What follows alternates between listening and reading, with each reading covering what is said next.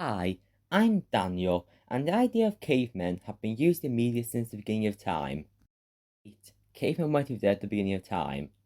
This video I will look at two animated films about cavemen during the 2010s that aren't talked about together. I can't find any videos about this on YouTube, despite there being an actual connection we know about. Dreamworks used to distribute Aardman films, but they eventually started to hate each other. While there, Aardman was developing a film about cavemen, but they yet got pushed away back in 2006. In the 2010s, Dreamworks made The Croods and Aardman made Aardman. One are a rip-off of the other, because they don't own the idea of cavemen. There's some similarity between them, but the main story focus is different, and it's debatable what will be ripping off the other.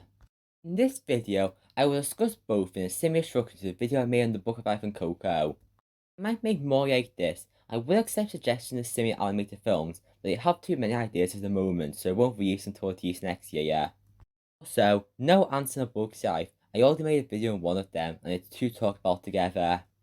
This video will have spoilers, but just in the section for that film, so you can use timestamps in the description to skip to the comparison. Anyway, Croods was made by Dreamworks in 2013 by the same director who made Yayo and Stitch and How to Train a Dragon, which are a good track record, but is this a good movie? The story is about a caveman family who live to very control the life mostly in a cave, but the original main character wants more. He seems like just the baseline generic protagonist who contrasts against how the father of the family, Grug, wants more safety.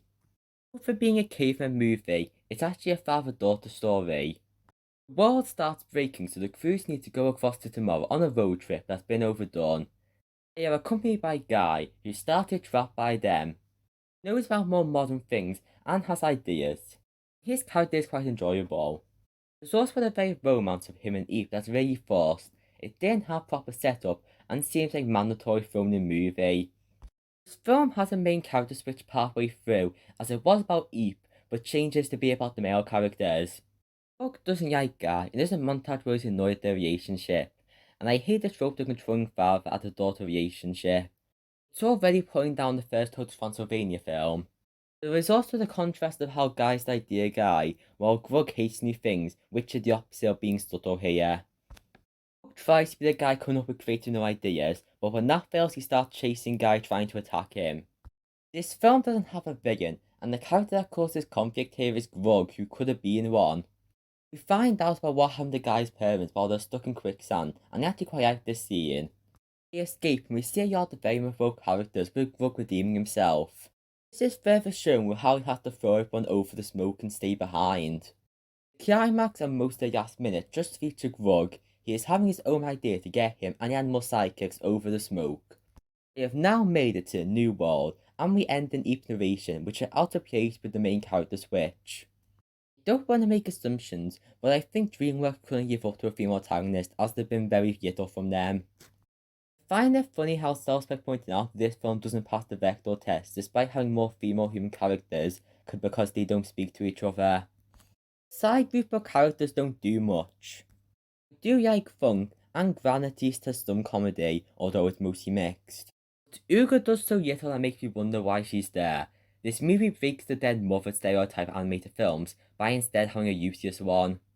It's also Sandy, but it makes sense why she doesn't do much when she's a baby, and animal sidekicks don't count. There's a bit too many characters, but mostly unnecessary. It's a bigger problem in the next one I'll talk about, but The Cruise is meant to be character driven. This film is boring as the whole adventure and different environments don't leave any sort of impact. This film does have a pro of being likeable, and I can see why some people could enjoy this movie, but I don't.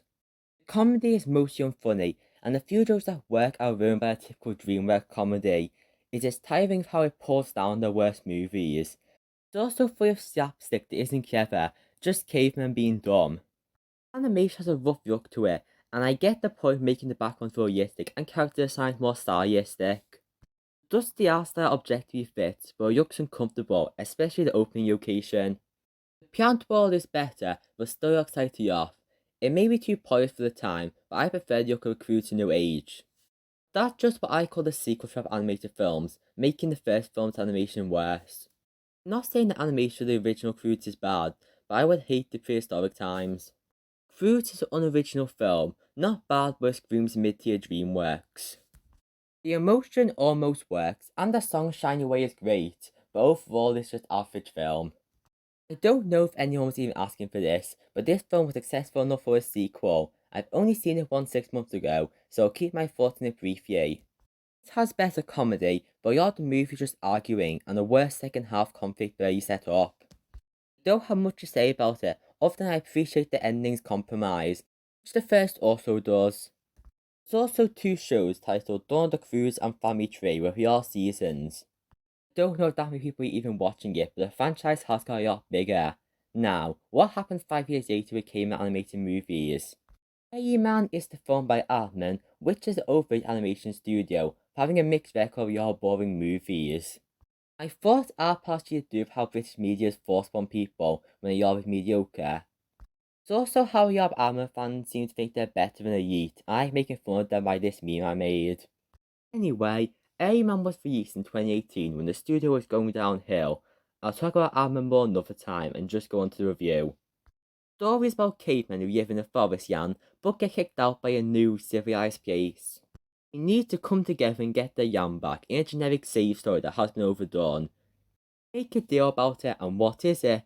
All this twist was for marketing, and I don't know what it would be like watching it without knowing this. What is a game of football? If you think it's soccer, you're wrong.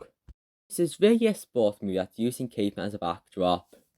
From a movie perspective, this isn't complete out of nowhere, as still being introduced football, but it's still a dumb decision. Grug accidentally joins the game by wacky hijinks and realizes it's the same as the cave paintings. Challenges them to a game of football and have to train, but they're not very good. They need to win their game and get the yan back, or work in the mines. Just why? I hate sports both in general and in movies, and football specifically is dragging down this country.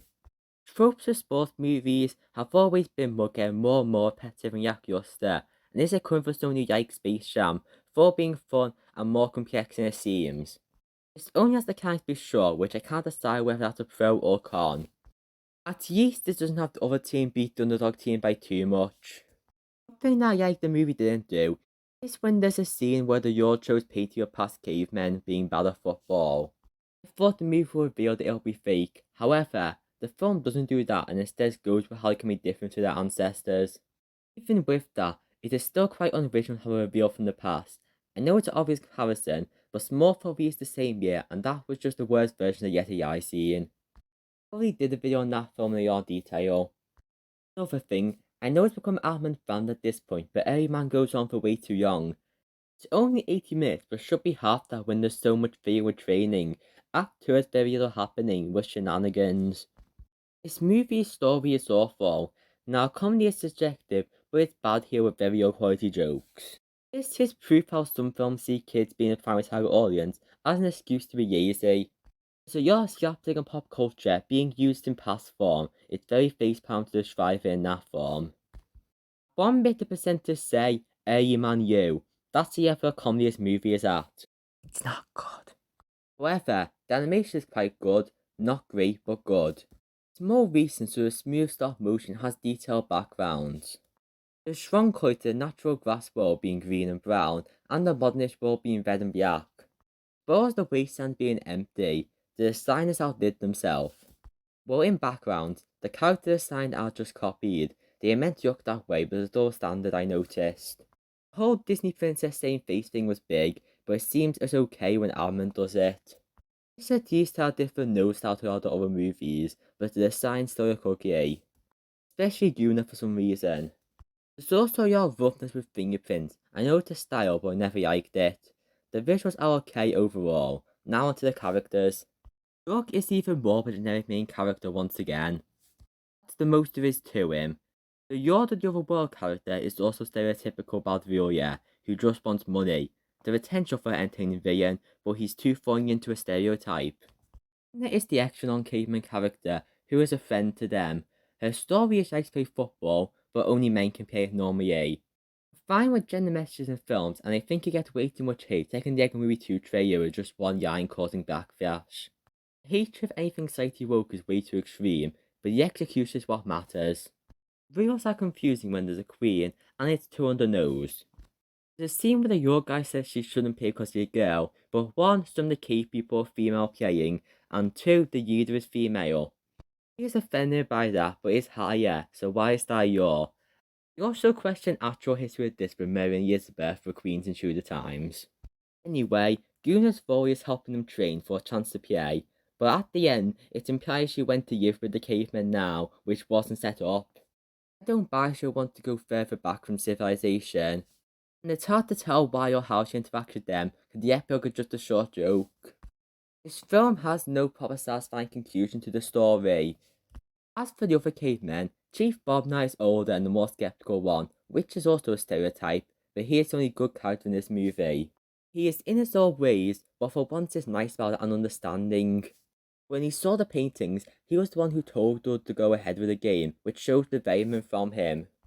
The other cave people are just placeholders for celebrities to voice act, and after watching, the only thing I know about any of them is that one has a mother. You don't know the bond of the group and how Doug cares about them, because their screen time is mostly for dumb comedy. Finally, the Queen's voice confusing as she starts off annoyed at how the game could give their yam back. However, the finale has her accepting and rewarding the cavemen, a character switch and really bad writing that makes no sense. I chaotic this movie. The first time I saw it I thought it was 5 out of 10, but after rewatching it's just bad. More like a 3. This video is originally just about Aardman, but I realised the overlap between the crews and decided to pair them up. I don't want to talk too young and nippy everything when it's just generic. There's very little positives here to even talk about. I guess the first couple minutes are fine, but it turns into a mediocre mess that gets little attention for good reason. This is the forgotten Aardman film only 4 years later because it's their worst film. I was able to buy a good quality Blu-ray on Amazon for $2.50. The studios have a worse low point, but that's not saying much.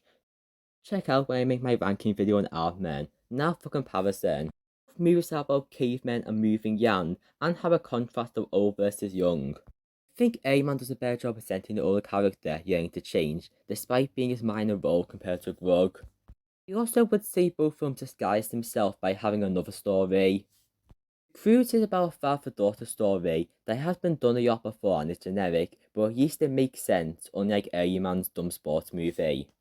Characters in The Croods has parts to like, but there's a bit too much. However, this is way better as they all have personality, unlike Aardman.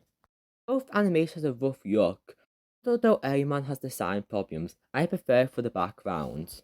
The comedy is mediocre in both, but I'm picking The Croods, which is the better movie. It was quite obvious by the video already, but that's the winner. If it's competition, I'm not decided yet. And as far as we know, none are rip-offs despite that reason. I think Aardman's story changed since the original Aardman's pitch.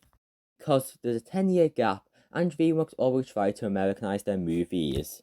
So much that Warriors almost had an American accent. I don't think the world wanted football to invade their movie story for a second time in a row because Flushed Away is weird. Conclusion, this was a very negative review as I'm not a fan of either film. You can like these, this is just my opinion on how they are very compared. This is also my first analysis on a Dreamworks film that's not special. They also haven't made a younger video in a while, because the rest of the month will just be shorter videos. This is also my last video I'm releasing before my birthday on the 15th of July. The end.